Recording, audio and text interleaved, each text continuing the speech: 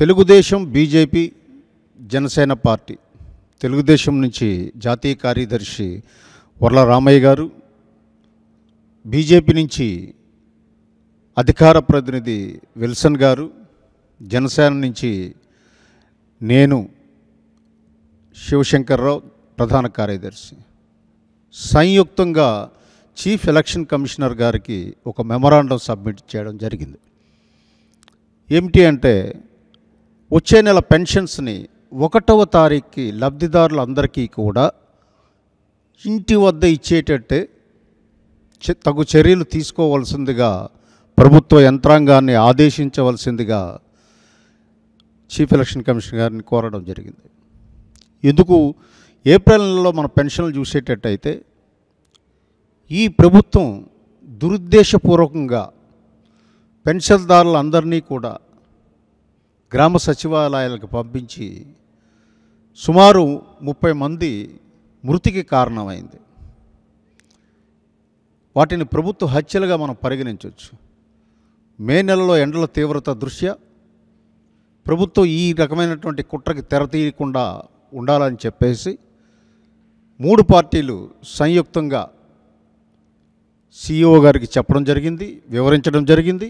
CEO గారు కూడా చాలా పాజిటివ్గా స్పందించి ఆ విషయమై తగు చర్యలు తీసుకుంటారని చెప్పేసి చెప్పడం చాలా సంతోషదాయకం. కాబట్టి 1వ తారీఖునే ఎవరి ఇళ్ళ దగ్గర వాళ్ళకి పెన్షన్ లబ్ధిదారులందరికీ కూడా పెన్షన్ లభించడానికి కూటమి పార్టీలు సంయుక్తంగా తీసుకున్న ఈ చర్య వారికి చాలా ఉపశమనం, సంతోషాన్ని కలిగిస్తుంది అనడంలో ఎంతమాత్రం సందేహం లేదు. అలాగే సీఎం జగన్ గారి కోడ్ ఉల్లంఘన మీద ఫిర్యాదు చేయడం జరిగింది. జనసేన పార్టీ తరపు నుండి 16వ తారీఖు భీమవరంలో ఆయన జనసేన పార్టీ అధ్యక్షుల మీద వ్యక్తిగత దాడులు చేసి కుటుంబ వ్యవహారాల్లో తలదూర్చి మాట్లాడడం జరిగింది. పెళ్ళిళ్ళ మీద విమర్శలు చేస్తూ దాని మీద సిఇఓకి కంప్లైంట్ చేయడం జరిగింది. జనసేన పార్టీ తరపున జనసేన, నేను, ఇతర నాయకులందరం కూడా సిఇఓ గారు సీఎం జగన్మోహన్ రెడ్డికి వివరణ కోరుతూ లేఖ రాయడం, ఆయన ఇచ్చిన ఈ వివరణని సంతృప్తి చెందక chief election commissioner of India తగు చర్యలు తీసుకోవాల్సిందిగా ఆయన పంపించారని తెలిసి చాలా ఆనందం వేసింది. ఎందుకంటే ఈసీ ఈ దిశగా ఒక పాజిటివ్ సంకేతం, రాష్ట్రంలో ప్రశాంత వాతావరణం, ఫ్రీ అండ్ ఫెయిర్ ఎలక్షన్స్ జరిగే వాతావరణం క్రియేట్ చేయడంలో ముఖ్య భూమిక పోషించడం ముఖేష్ కుమార్ మీనా ఐఏఎస్ గారికి కృతజ్ఞతలు తెలియజేశాం. అలాగే నిన్నను మేము కూటమి నాయకులు అందరూ వెళ్ళేటప్పుడు కూడా కొన్ని విషయాలు వారి దృష్టికి తీసుకొచ్చాం. ముఖ్యంగా వ్యక్తిగత దూషణలు చేస్తున్నటువంటి పోషాని కృష్ణమురళి, ఆయన మెంటల్ కృష్ణలో ఏదో ఒక పాత్ర వేశాడు. అది నిజ జీవితంలో కూడా మెంటల్ కృష్ణే. పవన్ కళ్యాణ్ గారి మీద ఏం మాట్లాడుతున్నాడో ఆ భాష, అది రాక్షస భాష, ఆటవిక భాష, అనాగరిక భాష, అనేక అనుమానాలని కలుగు చేస్తున్నాడు.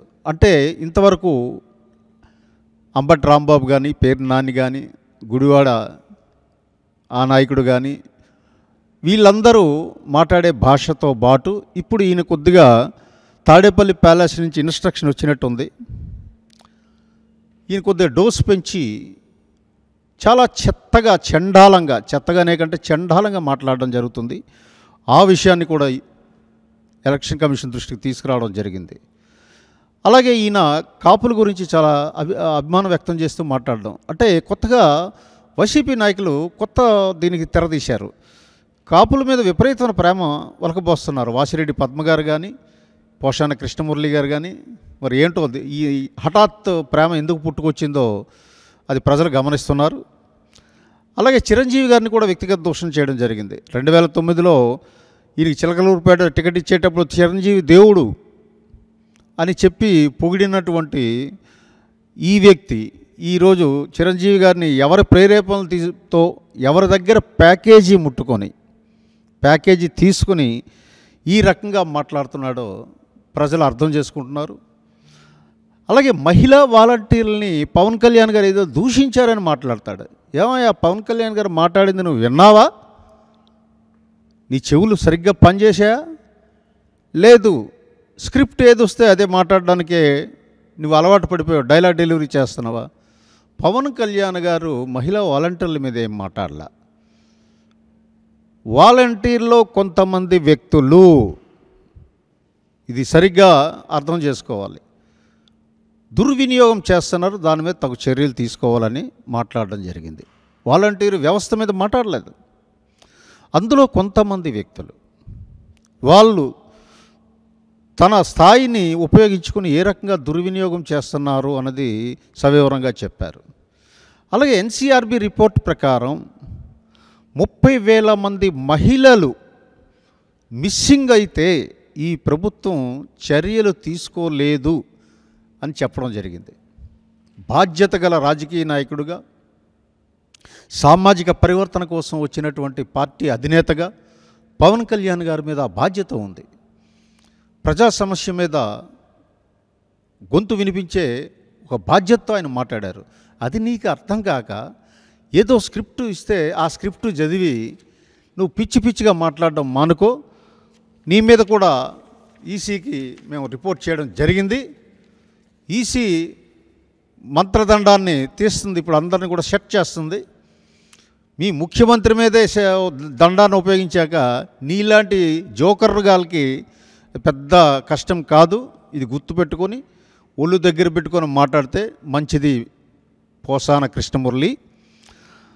అలాగే ఆశ్చర్యకరంగా జనసేన నుంచి ఈ మధ్యనే పార్టీ మార్చినటువంటి పితాని బాలకృష్ణ గారు, అయ్యా బాలకృష్ణ గారు, చరిత్ర మారిస్తే మారదండి. 2019 ఎన్నికల్లో పవన్ కళ్యాణ్ గారు అనౌన్స్ చేసిన మొట్టమొదటి సీటు పితాని బాలకృష్ణ గారిది. ఒక కానిస్టేబుల్ సామాన్యుడు, శెట్టి బలిజ కులానికి సంబంధించిన వాడు కాబట్టి మొట్టమొదటి సీటు అనౌన్స్ చేస్తాను అని చెప్పి అనౌన్స్ చేశారు. మర్చిపోయారా? రెండవది, మీకు పిఏసి పొలిటికల్ అఫైర్స్ కమిటీలో మెంబర్గా ప్రాతినిధ్యం ఇచ్చారు. ఎంత గౌరవం ఇచ్చారండి. ఇవన్నీ మర్చిపోయి ఈరోజు మీరు సీటు రాలేదని, పొత్తు ధర్మంలో చాలామంది సీట్లు కోల్పోయారు. పొత్తులో ఉన్నటువంటి ఫీచరే అది. అన్ని పార్టీలు కోల్పోతాయి. మీకు తెలుసు కదండి. ముందుగానే పవన్ కళ్యాణ్ గారు పొత్తులు అనౌన్స్ చేశాక మీకు నిజంగా పొత్తులు ఇష్టం లేకపోతే పొత్తులు అనౌన్స్ చేసినట్టునే వెళ్ళిపోవాలి. కానీ ముమ్మిడివరం టికెట్ వస్తుందని చివరి వరకు ఆశపడి అది రాక పొత్తులో భాగంగా అది తెలుగుదేశానికి వెళ్ళగానే మీకు అసంతృప్తి కెరటాలు లేచిపోయాయి. ఒక్కసారి లేచిపోయి వైసీపీకి వెళ్ళి ఈరోజు పవన్ కళ్యాణ్ గారి మీద అవాకులు చెవాకులు పేలడం ఏంటి?